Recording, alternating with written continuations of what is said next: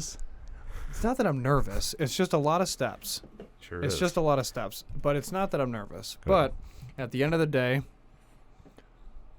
welcome back Welcome back. to another episode of the Buffalo Happy Hour. Derek, what's going on? You know that now at the end, you have to say, drink responsibly, be a good person, and then I got to say, don't litter, right? We're gonna have to figure that out Yeah, we because are. we're gonna be indulging in something different. Sure are. And you want to tell the people? Oh goodness, you want to tell the people what we're gonna be diving into? Yeah, so first of all, if you haven't figured it out already, I'm on a different side. Mike's on a different side. We're teaching Mike how to use the equipment. So there might be some missed cuts. He set everything up himself. I'm very proud of him. But I'm going on my honeymoon, and he's going to be doing an interview without me, which is very nerve-wracking for you.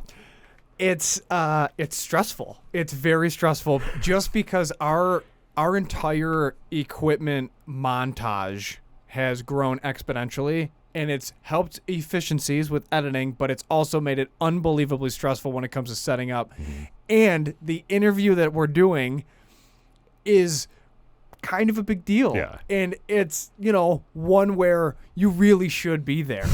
So we're not going to give too many teasers for it, Yeah. but it is a huge, monumental guest. And if we mess this up, I'm going to look so dumb. So will the brand. Listen, it's not we mess this up. It's you. No, I'm just kidding. You'll be fine. It's really easy as long as you make sure that you check to make sure you're recording.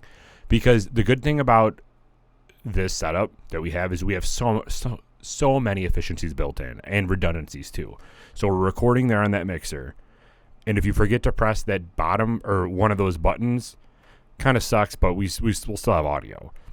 That camera thing, if you forget to do some sort of switching, I can always do that later, because the cool thing about that one is that records each individual camera anyway.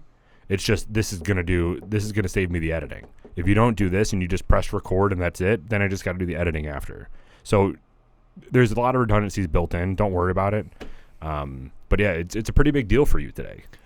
There's also, you're on your honeymoon. I'm not going to bother you on your honeymoon, but we still got Snapchat. Yeah, we do. We still got Snapchat. So if we need a couple Snapchat videos, just keep your phone close, because the day that this is happening, you're going to get the alert on your calendar. So just, I don't know. Oh, time difference is going to be the killer, but I think we can make something work in case of an emergency. Yeah, what is the time zone difference? Because we are the only country that believes that we need to change clocks back. So I think that the difference between us and Scotland is only 4 hours. No way, dude. Yeah. I thought it was way longer than that. Well, Ireland was 5 when we went. Mm. And we went outside of daylight savings time, right? No. We went in June. Greenwich Mean Time, so GMT. So right now it is 9:33, so it's only 4 hours ahead of time. So when you're getting ready to record, it's going to be like 10 o'clock p.m. my time, which I'll be up. Well, hopefully the wife is sleeping. Right. You can stay up, Yeah. and then you'll just be like, I'm going to save the boy. I wish I could do it remotely. Like, Gina, go to bed. I got to do. Dad's got to work. Like Operator in The Matrix, Yeah. where you're just behind the scenes doing all the switches. Oh, This is very relaxing, me not having to touch anything. I feel so weird right now. You feel useless, don't you? I do feel useless. That's why I always make the joke where I'm just like, all right, yeah, we're good. We're crushing. Yeah. So Let's open up some of this whiskey because I want to drink. you're going to have to fix me doing this. You're fine. We'll just leave it all 1,000 in. times. You're good. It's fine. Okay, so yeah, talk about it. Ready? I'm going to slide it to you. I'm going to slide it. Thank you, sir. So we have this bottle from Clonakilty. Obviously, if you guys know us by now, we love Clonakilty. Hopper is our boy. We will do anything to support our boy. In addition to that, this is a single barrel from our other boys over at Down to Earth Podcast. So if you are in the cigar world, definitely go head over to Down to Earth on YouTube and check them out. They're 3 really cool dudes. And they host a great podcast. We were a guest on there at one point, and it was really fun, good time. They did a single barrel with Clonakilty. This is Clonakilty's Irish whiskey aged in a port barrel. And I think that this was probably one of the, or at least similar to one of the ones that we tried when we did our single barrel. But we ended up going with the Sauterne, which is the white French dessert wine. Obviously, port is a very sweet red wine. So we're going to see how this tastes because I don't really remember, and I love port. So, well, okay. Well, just keep going for the sponsors. Okay, so this bottle right now is not available at Eddie's because it is available somewhere else, and quite frankly, it'll probably be gone by the time that this releases. But if you want to find any other Clonakilty products, including probably some port products or some other cool single barrel projects that Clonakilty worked on, you can head over to Addie's in Transit Road in Williamsville. They have a huge liquor store with an in-house wine sommelier who knows basically everything that you want to know. So if you look at a Clonakilty bottle and you say, what in the world is Sauternes? What does that mean? Jim, the wine sommelier, would be able to tell you basically what region it is and probably too many facts about the grapes that it actually is. So you can go over there, check it out. They are great people over there. Tyler and Lewis, huge friends of ours, and we love them. You can download their app at Addie's Fine Wine and Spirits and the Google Playground Play Store and the Apple App Store because that's where we're at. So the weekly episode is just the logo? It's just the logo. So you didn't have to give the entire spiel because it's a weekly episode on a Wednesday Whiskey There you Review. go. That's fine. But we're going off the rails. They're good friends, so want to help the boys out, Other sponsor of the show, Queen City Creative Works. Queen City Creative Works is an Etsy shop on steroids. They are great friends of ours as well. Sponsors that become friends. Actually, this one was a friend before became a sponsor. But basically, like an Etsy shop on steroids, you can have them make whatever you want. We have bottle openers with the Buffalo Happy Hour branded on them, which we should probably start moving a little bit more of. We have water bottles, and we have some coasters for you guys. You can go over to queencitycreativeworks.com. There's a Buffalo Happy Hour tab that you can check out and order some stuff branded with your boy's logo on it. So hey man, cheers to learning new things. Who said you can't teach old dog new tricks? Apparently, you can't keep flip-flopping like that. You're not on you. I know. You're going all over the place. Put it in front of you. Tilt it a little bit. That way you can just rest your hand on there the whole time. Yeah, tilt it more. You're good. Come on, tilt it. There you go. See, now you just rest your hand there and you have some fun and then you... Okay. So, anyways, as a caveat piece of information for Addie's, our useless fact, because I have other useless facts for today's episode, but quick useless fact as well. It does touch on the bottle that we have here. It touches on Addie's as well. But Addie's is Clonakilty's top account in the United States of America. Okay? They are moving a lot of SKUs for Clonakilty to the point where they're larger than Clonakilty's distributor in moving product, which is insane. Massive. Addie's is Clonakilty's top account, including their own distributor. It is so mind-blowing how much Irish whiskey Buffalo drinks, but for Addie's as a liquor store to outmove the brand's own distributor is ridiculous. So just wanted to add that for the episode because I just found it fascinating. I also have a good one for you. A cult leader once gave 600 acres of land to God, but the state of Pennsylvania took possession and sold it because God didn't pay his taxes. Oh my God. So first of all, how do you sell land to God? I mean, when you're a cult leader, what do you expect? Who else would you sell it to? I don't know, but how does that transfer of land take place? God's got this now. It's in God's hands. Literally. And then from the state's perspective, how do you navigate that from a business standpoint? The boy refuses to pay taxes. We can't take him to jail, right? So now what? I mean, do we just We just chalk it up as, well, this is ours now. Clearly, that's what they did. But how do you? What's that conversation behind closed doors? Well, I want to know, like, did the dude sign a document that said this is God's? Like, where is that land transfer document that says, yo, this is going from Timmy, owner of X cult leadership with all these chicks, or now it's being transferred to God? Like, what is that document like? It's got to be the same blank form. And then the letterhead changes with, like, the pertinent people's informations. You know, it's like name, address. What do you put down? Heaven? Right. And then is there a zip code? Or you just put like NA? Right. Or do you just draw a halo? Well, you have to sign for all this stuff. So who's signing for God? That's a pretty tall task to be like, I'll sign for him. I know the guy. We go way back. Do you think that they brought in a priest to represent God? Oh, that could be. In the transaction, or like a bishop? Like, how high up? What religion too? Because, you know what I mean? How many gods own this land? Do you think the religions fought over which religion owned it? Because, I mean, at the end of the day, there's different what's the term? There's like branches. Dialect? No, not dialects. You know what I'm talking about, though.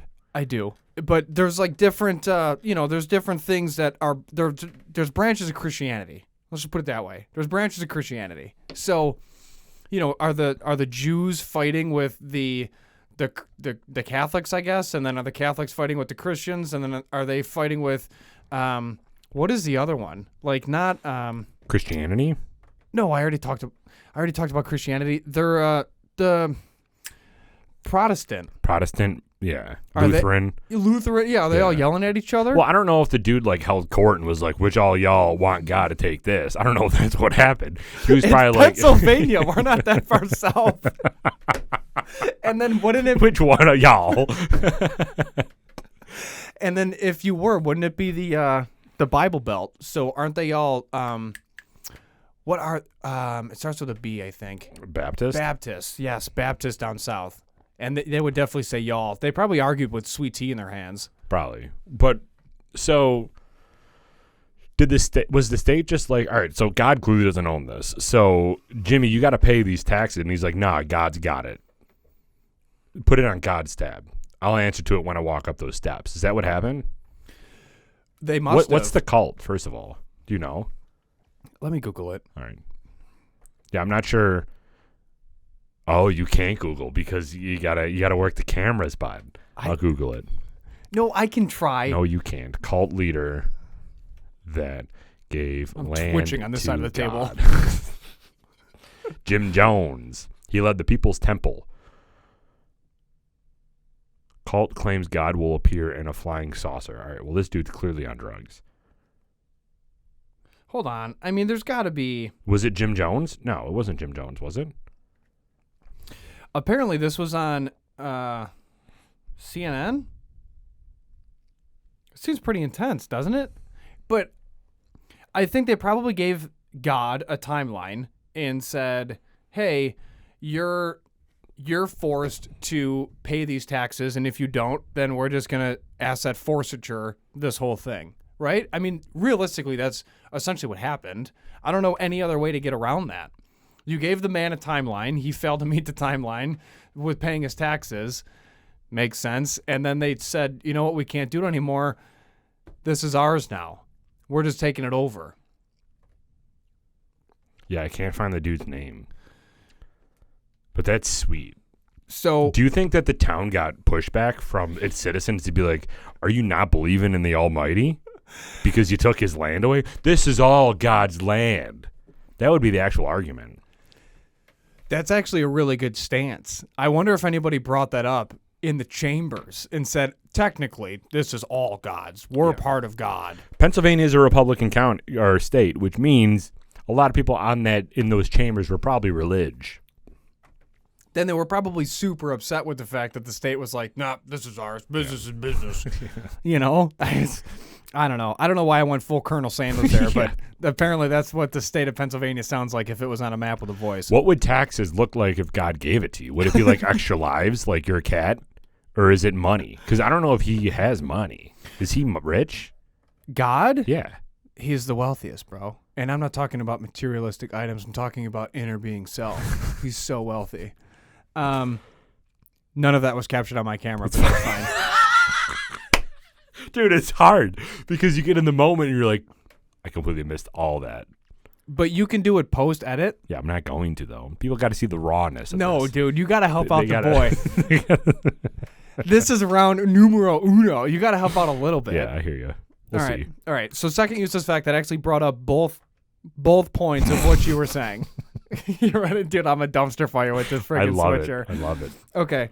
While walking their dog on their own property, a middle-aged couple from Northern California discovered 8 cans filled with rare gold coins buried under a tree. The coins, which date from 1847 to 1894, were found in mint condition. The treasure was valued at 11 mil. Oh, shit. So, I mean, do you think that that's enough money to help out the state of Pennsylvania for the lands? 600 acres of land in Pennsylvania has to be a lot. Like a lot of money. 600 acres of land in Pennsylvania. Yeah, but if you look at, I mean, dude, 11 mil in property tax is going to get you a lot more than 600 acres. You know, even though it's Pennsylvania, it can't be that much. It's got to be 787 acres in Pennsylvania right now, 2.2 mil. Yeah, but that's to sale, purchase the land. Yeah. That's not the property tax. So God made bank, bro. If he is able to afford 2.7 out of just nowhere, 535 acres, 2.7. Do you think God couldn't pay the taxes because God didn't create currency? God created the materials to make currency? Now that is an interesting topic. I bet he wouldn't be able to pay. You know, so this is the good thing about New York is you don't have to worry about that because no one can pay the taxes in New York. So it doesn't really matter when it comes down to it. God or not, you ain't paying taxes. Do you regret not joining the military because you now no longer get property tax deductions and credits? Yeah. I just got to have no kids for the rest of my life, so I keep getting that star tax of $245 or whatever. Yo, hold on. If you have a kid, you don't get the star credit anymore? No. Why? Because it's a school tax. So they give star credit to people who don't have kids because you're paying school tax and you're not using the school. So now when you have kids, that's it. Sorry, bud. No way, It was a great year. It was a great couple years for you. That's what the star credit's for? Dude, I thought the star credit was like you paid too much in property tax or whatever. This house is in this program. No. Like, we'll just give you we'll just give you money back that you overpaid. I didn't know it was because I didn't have kids in the system. Dude, come on, man. Does that bring it down? So here's the thing. It's aggravating because Let me double check that to make sure that's true. Yeah, double check that. Double check the point of the STAR program because I always was mad that I mean, at the end of the day, we still pay school taxes and we don't have kids in the system. We're helping the others get educated. In this liberal indoctrination curriculum. No, I'm just kidding. It's literally called the School Tax Relief Program. Offers property tax relief to eligible New York State owners. If you are eligible to be enrolled in the STAR program, you receive the benefit each year, including 2 ways. Find out if you're eligible. Let's enroll you right now. Eligibility types houses. So there you go. Strike number 1. That's good. You got that. I already have it at my house.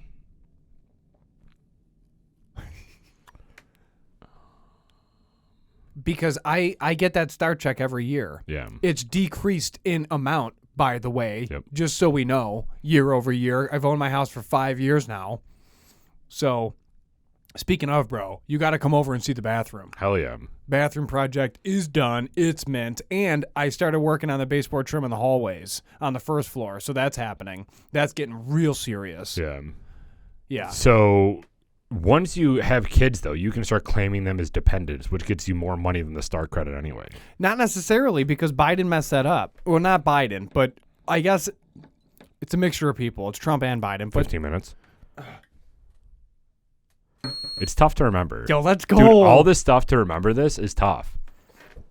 Well, it's also tough when I'm going to switch to you and then you stop talking and then I have to respond to you and then I got to switch to me. Welcome to my life. Sit there for a second so I can get my thought out. So anyways, the child tax credit changed this year. That's also why a lot of people owe. I also just changed my withholdings to not into facto get to zero. Screwed. What do you claim? Do you claim 0 or 1? I claimed 0, Okay. and then I claimed Attaboy. +1 with the state, thinking that they can take more money. When in fact I was going the opposite direction. So I'm just like, this is super frustrating, but it's fine. It's all good.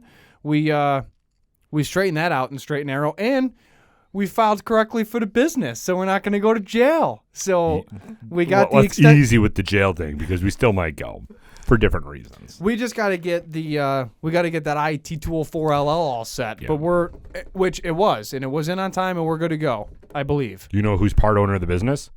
God. So taxes. Yeah, it's pretty crazy. I'm happy that we got that in all on time. It was stressing me out. I'm also really glad I responded to his email because I'm just like, hold on, I thought Derek did, and then Yeah. he didn't, and I checked, and I was like, whoa, it's due tomorrow. It's due tomorrow. No, shout out Dan, though. Dan's been helping the boys out.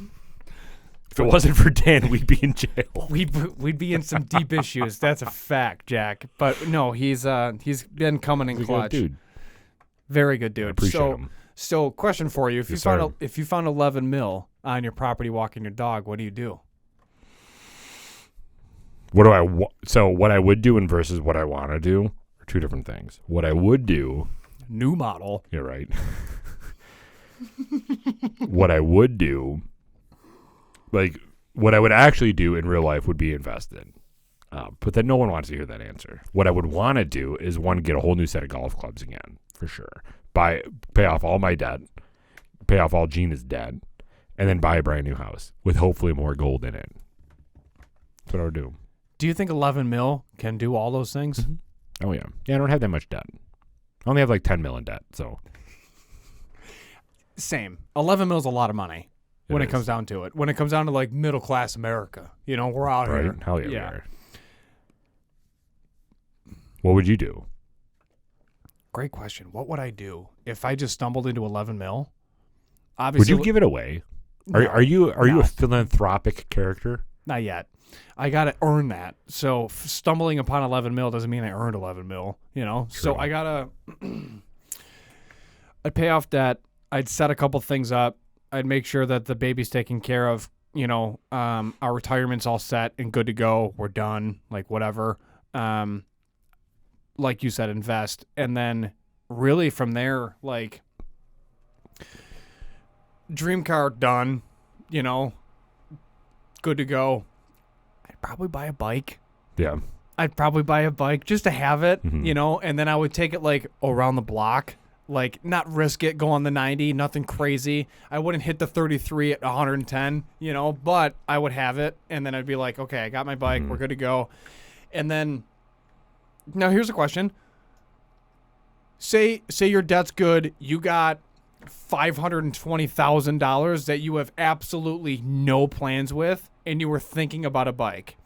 What bike would you get if you were to get another bike as like a literal toy, not Yeah. like a daily? Oh, I'm going to use this all the time. Like it's a Saturday, Sunday. No one's really out. It's early.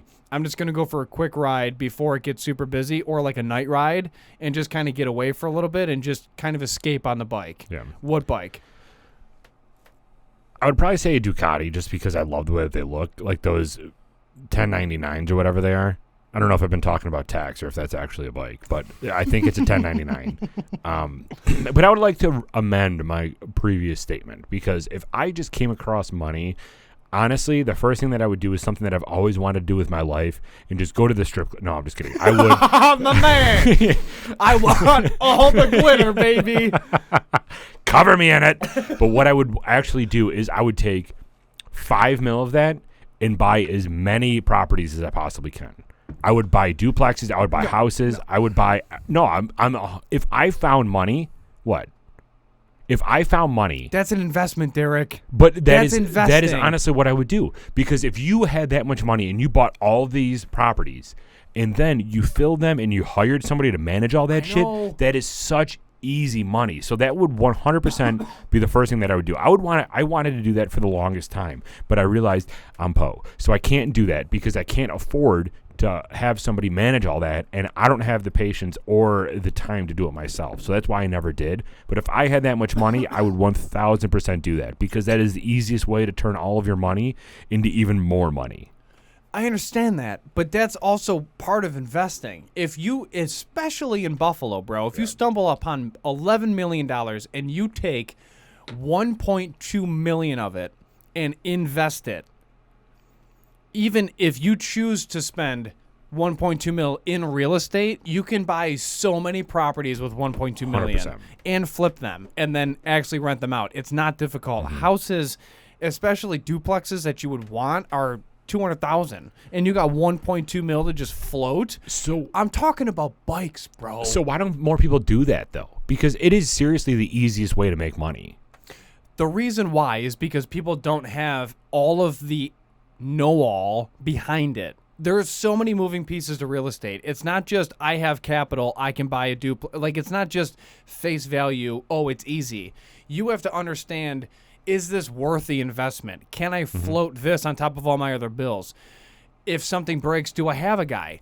Or do I know how to do it as a landlord? Can I swap hot water tanks? What if the foundation's shot? What am I looking for when it comes to the property? Am I able to essentially be a building inspector as a buyer, opposed to having a building inspector do it with me? Like, there are so many moving parts to real estate. That's why most people don't, because they're not only fearful of it, but they literally just don't have the know-how. So BHH makes it big. Do we start getting into real estate? Yeah. Because we're already in real estate. No big deal. I know how to make us go to jail through taxes, so kind of a part of this. No, but seriously, though, I can, like, twist the wrench if you tell me what to do. I think that is our plan. Wouldn't that be sweet? Like, you and I finally, like, get another Patreon or a patron, and we're up to, like, $5 a month. And then we can finally save towards getting something. That'd be sweet. Are you talking live on weekly episode about becoming real estate partners together? Hell yeah. We're already contractually bound through business relations. We might as well continue it and make it the BHH, like Sinatra and Company, like BHH and Co. Yeah, but what do we do? Market our? That doesn't make sense. We help small businesses, bro. We're in marketing. We're not a real estate Mongol business. We're entrepreneurs, Mike, and BHH covers everything. You can have a happy hour in a condominium. I mean, to be fair, I'm sure Pat McAfee uses some of his money from FanDuel to buy real estate. Right. Oh, 100%. I saw the post. I didn't watch it, but I saw him post a video that said something about Pat Mac and FanDuel are arguing or something like that. I don't know. I haven't looked into it. I don't know if they're. I don't know. Do you know what I'm talking about, though? No. Why would they be arguing? I don't know. Let me try to find what I was looking at. Okay, because I subscribed to him on YouTube and I saw like he posted a clip.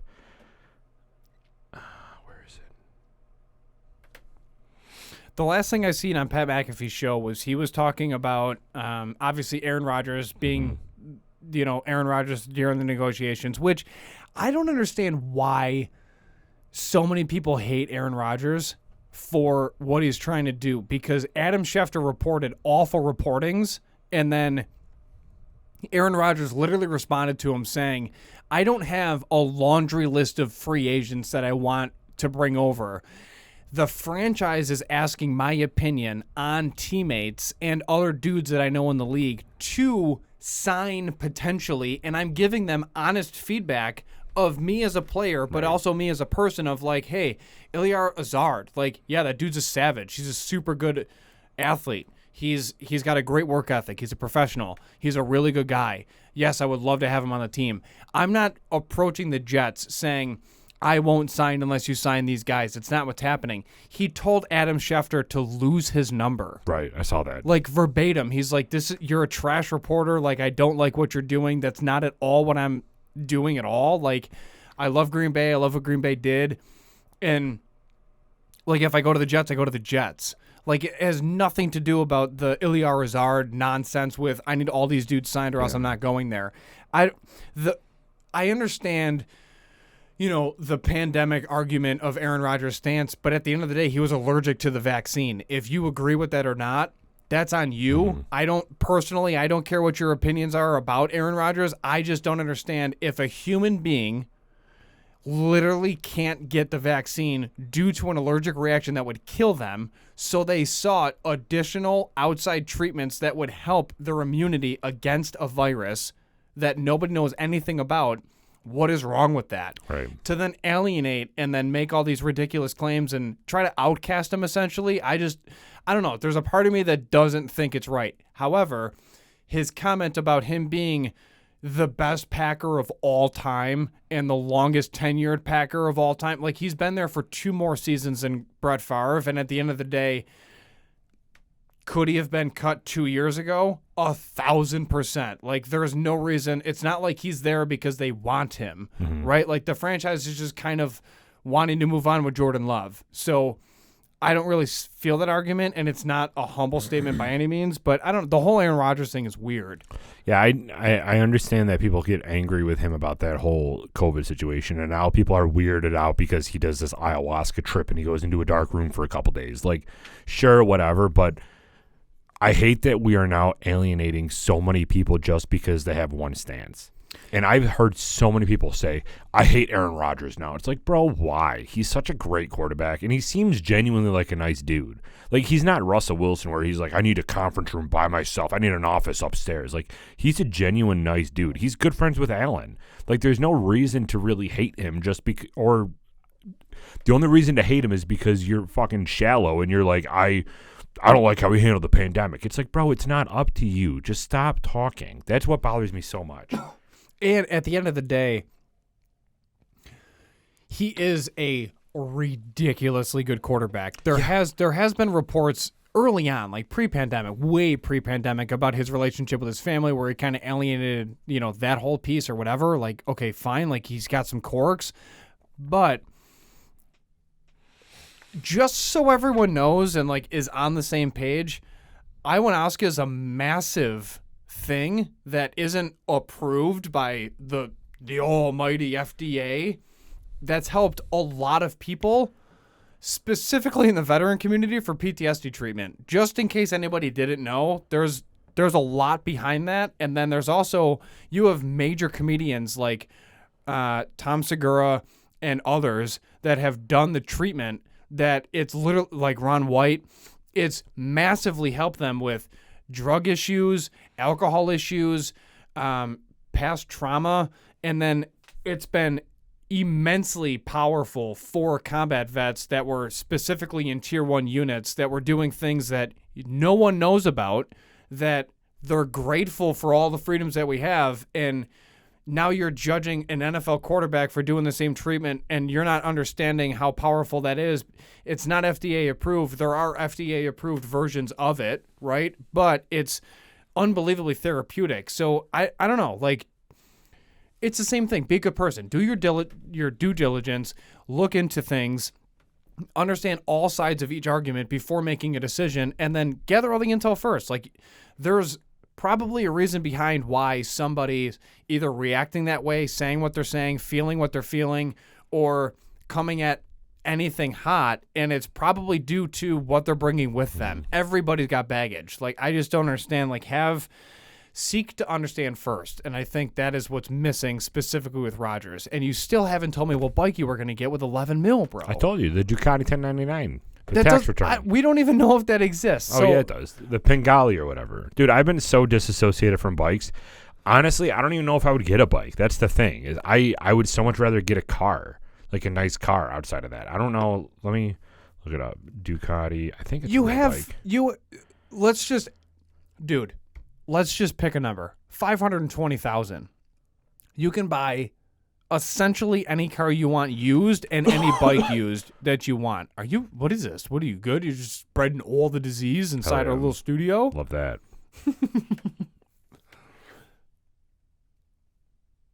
I just wanted everybody to get that intense look of Derek trying to Google, because he never Googles on the episodes. I always do. Except like onesie twosies. But now that I'm in his seat, I'm, ooh, king of the castle. Very king of the castle. I have a chair. Look at me, a chair.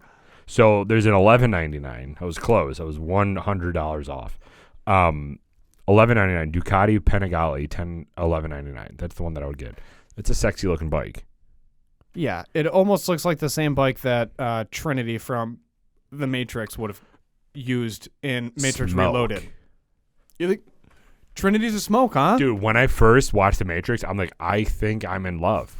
Back when I was like 4, I'm like, this is what I want in the future. What year did Trinity make her appearance on the first Matrix, when she was essentially trying to fight off the agents and then she was diving from roof to roof? Yeah, which was awesome. She was, oh my God, when I watched that, I'm like, this is what love is. In the black suit, skin tight with her sunglasses, Yeah, even though there was no sun and they were indoors. So The Matrix first came out in 2000, when? The Matrix. The first Matrix. You have 1999. to So we were 99. 7 when that movie first came out. And I'm like, I love this woman. Switch it back.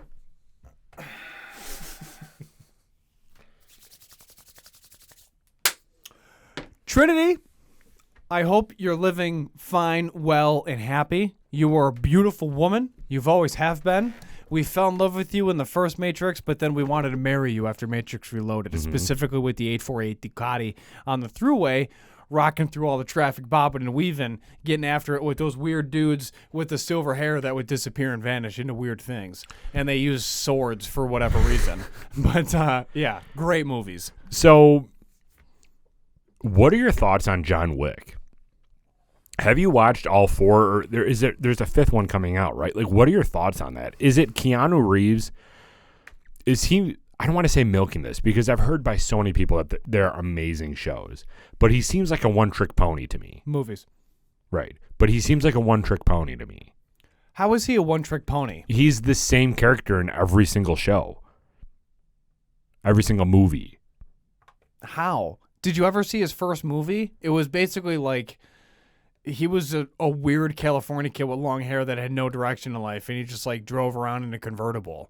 What movie was that? His first ever movie that he like made it big in. It's almost like Carl and Kumar or whatever it is. Harold and Kumar? Yeah, it literally. Carl and Kumar. The ever popular Carl and Kumar. Let's film our own. Oh, but no, I like the John Wick movies. Okay. I also love the fact that he spent so much time training for it to actually understand the fundamentals of marksmanship and also, firearm handling to make it realistic, because the amount of time he spent on the range learning things from legitimate dudes behind the scenes, like it's warranted. However, there's a movie that I think is better, and you're probably going to roll your eyes and hate it, but it's a legitimate topic of conversation. It's called Con Air.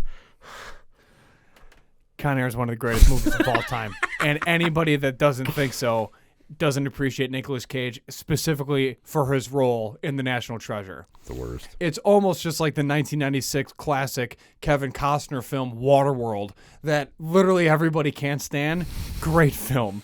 All right, so Keanu Reeves on IMDb, this is his top movies, and you tell me that he's not a one-trick pony, because it's all basically his same character. The Matrix, Speed, Point Break, Matrix Reloaded, John Wick Chapter 4, The Matrix Resurrection, The Matrix Awakens, Cyberpunk. He's the voice actor in Cyberpunk, basically the same exact person. Like, all these are the same person. John Wick 3, Replicas, Siberia. Like, they're all the same. Ooh, I don't know if I've ever seen Siberia. Have you seen Siberia? I have not seen Siberia. When an American diamond trader, Russian's partner, goes missing, he joins to Serbia in search of him, but instead begins a love affair. Oh, Keanu Reeves in a love affair. Maybe that's an interesting, different dynamic for him. I missed all of that with the switcher. Damn it. You're going to have to fix that. I'm not fixing it. You're going to fix it. I'm not, because I don't know. I'm not rewatching this whole thing. Dude, people will throw up if you don't fix this post edit. It's going to be the whole thing then. I'm not doing that. I need help on the back end. You're good. You got to rewatch this, then you got to learn. That's what you got to do. Rewatch this and learn that Yeah. I'm coming over. No, I'm saying once it's posted. There's no editing. I don't have time to edit. I don't have time to edit anything. Every time you stop talking, I switch it to me, and then I switch back to you. People are going to throw up. We have to fix this. I'm not fixing it. We have to fix it. Yeah. Sit there and drink your whiskey. You need more. You're going to want more when you're trying to fix all this. I'm not fixing it, so it's funny. Dude, this is red. It's, well, because of the wine cask. It's a good bottle. It is. Okay, so I'm going to tell you a series of movies that's better than The Matrix. And I challenge you to come up with a movie series that has made a bigger impact globally. And I will wait, okay? I will literally wait. I challenge you to that. Do you understand the assignment? I need to know if you understand the assignment. I do not. Can you repeat that again for the guests? Yes. I'm going to tell you a group of movies that has made a bigger impact than The Matrix Okay. worldwide, and that's just better all around. And I challenge you to tell me a better series of movies that would beat it.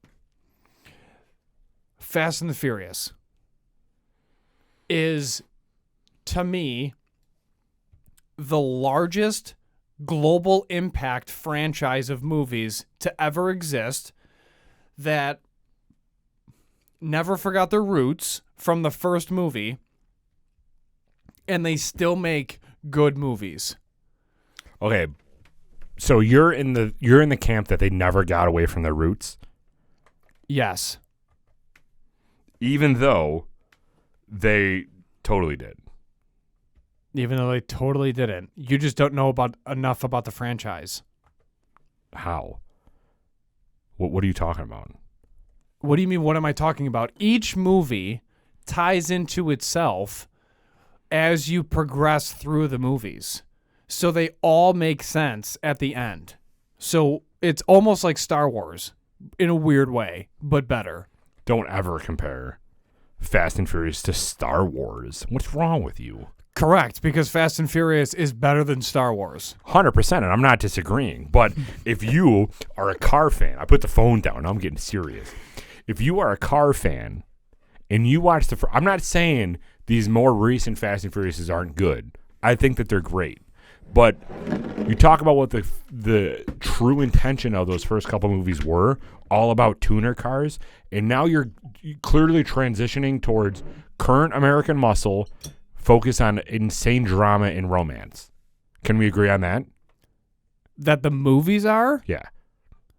Completely changed. It's not, though, because the ninth movie ties in things from the first movie. Yeah, but that's not...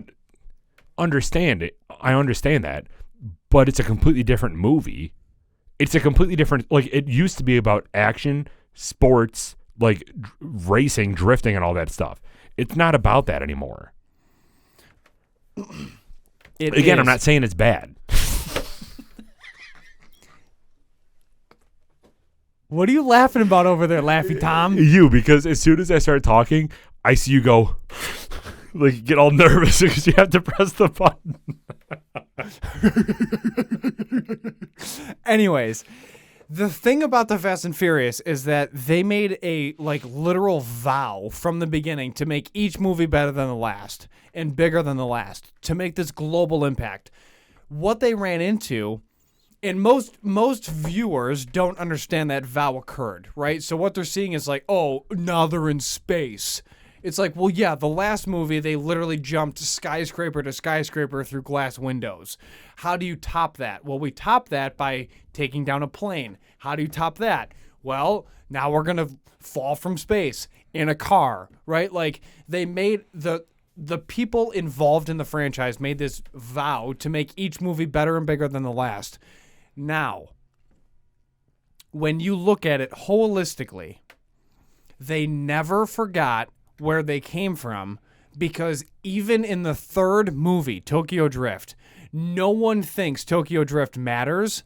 It matters specifically for Han, who's one character. Mm-hmm.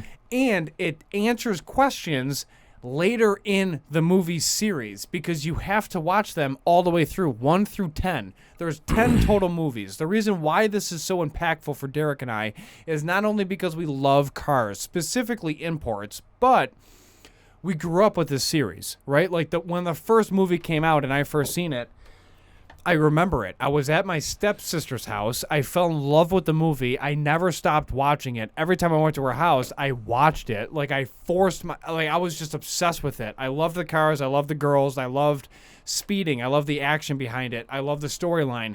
And I'm 30 years old now. The first movie came out when I was like 9, whatever it was, right? Like I grew up with all these characters and all these people. Now, watching the 9th movie, I'm so invested because it's been my entire life. Very similar to Harry Potter. And if there was one movie series that was globally larger and more impactful than Fast and Furious, I would put Harry Potter up there. Not Twilight, but Harry Potter. Never seen it. That's a you problem. Now, with Fast and Furious, you have this storyline that gets... There's like a little tidbit here, a little tidbit there, and then you fall into a rabbit hole of trying to make it make sense before the next movie comes out, which is massive. That's the beauty behind the storyline. When you look at it from the storyline, what beats it? Almost nothing. Yeah.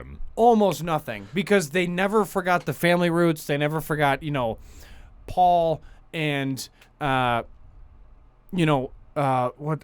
Brewster. Her last name is Brewster, and they get married. They have kids. Like it's this big thing, and then like Dom, that whole aspect with he had a separate life, but he didn't have a separate life because it was in the same vein. Like all of these moving pieces. Then all of a sudden he has a kid.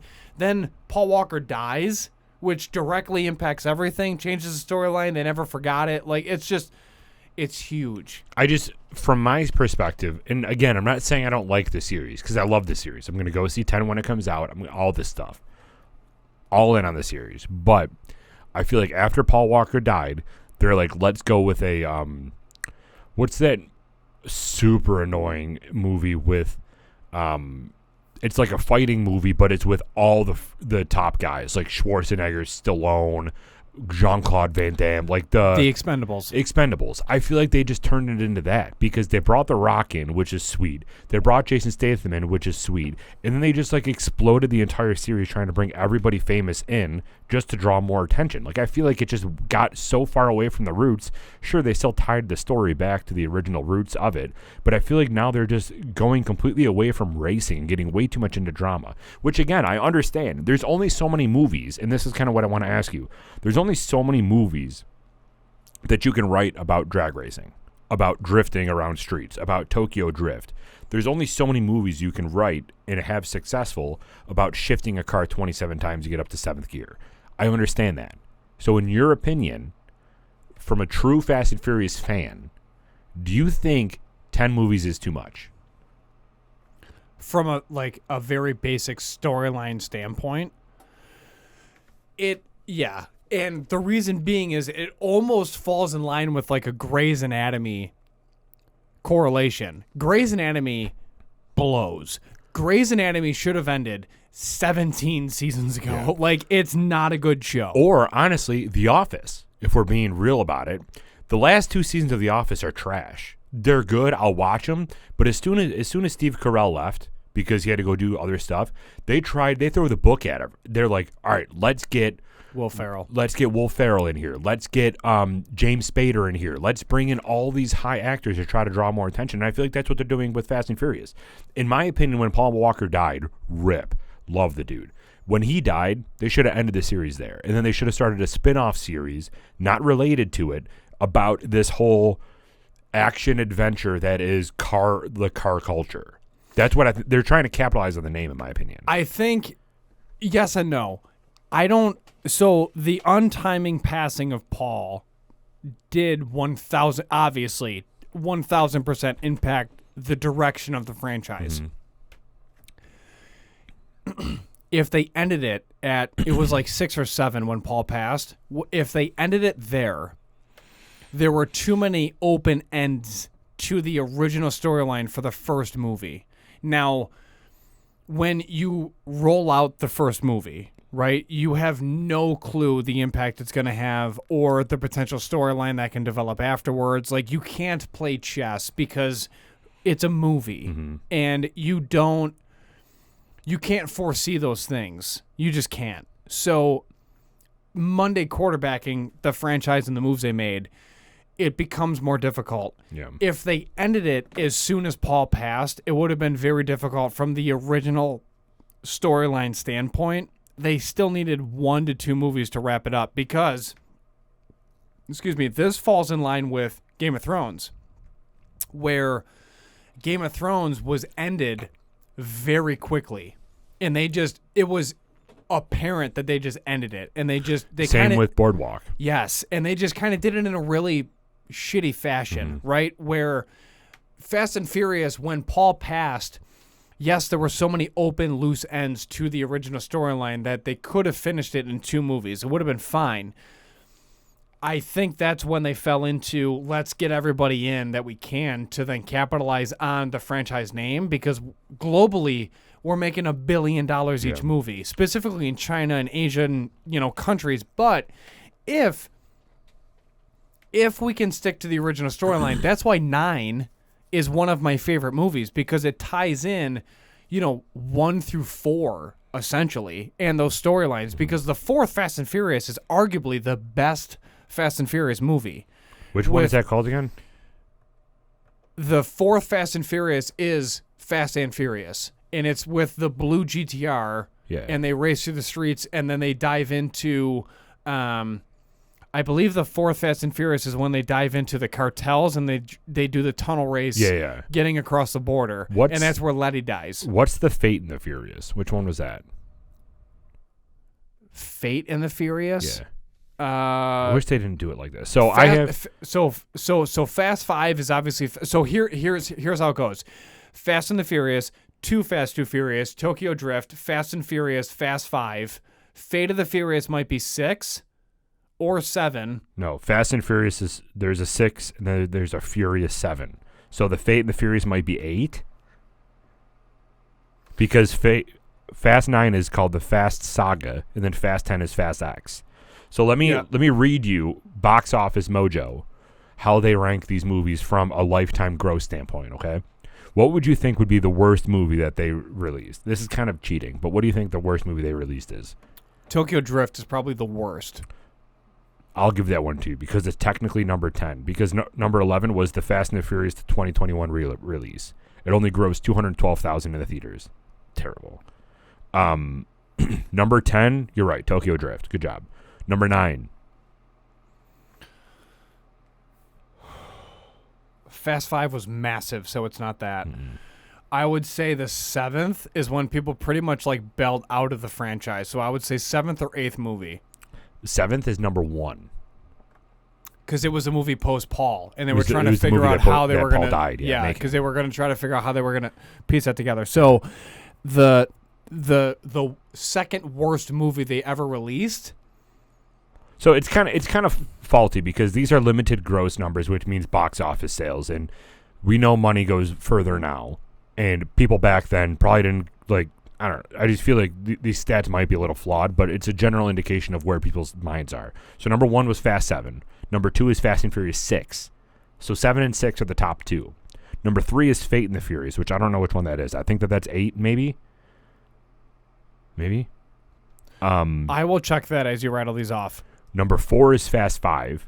Number 5 is Fast and Furious Presents Hobbs and Shaw, which I'm not sure which one that one is. That one might be 8. Hobbs and Shaw is a spin-off, actually, because that's between The Rock and Jason Statham. Yeah. And that's kind of like a spin-off within the franchise, but it almost has nothing to do with the actual story, like the organic storyline of Fast and Furious. Hobbs and Shaw was a separate thing.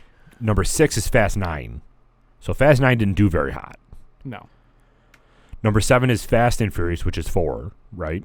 Fast and Furious, just straight Fast and Furious. Yes. Number 8 is The Fast and the Furious, which is 1, the original, right?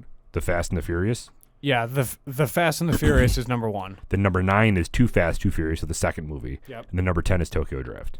So the only one we need an answer on is which one? It has to be 8 because that's the only one we didn't read. So okay. What movie is number 8?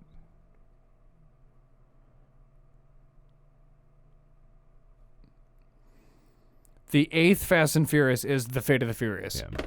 Okay. Now, The Fate of the Furious, I mean, honestly, it wasn't like a terrible movie, but we also have to, there was a massive go back and forth between The Rock and Vin Diesel, where they like hated each other for a minute and then they kind of figured it out. But and it's really just because they're two alpha males. But I mean, what would you argue as a competitor to the Fast and Furious globally when it comes to, movie trilogies and or franchises if there's more than 3 of them? Which I would arguably say is Harry Potter. I can't name another. I really can't. More than 3 is a good call because I think The Matrix is up there, but that only had 3. So that's why I like your call of more than 3 movies in a whole series. What are you looking at? Yeah, I mean, it has to be Harry Potter. It has to be Harry Potter. Now here's the thing about The Matrix, too. From a trilogy standpoint, The Matrix is unreal. They did such a good job with The Matrix. The thing that people don't realize, too, is that was so old, and the amount of technology and CGI that was present in a movie made in 1999 is monumental.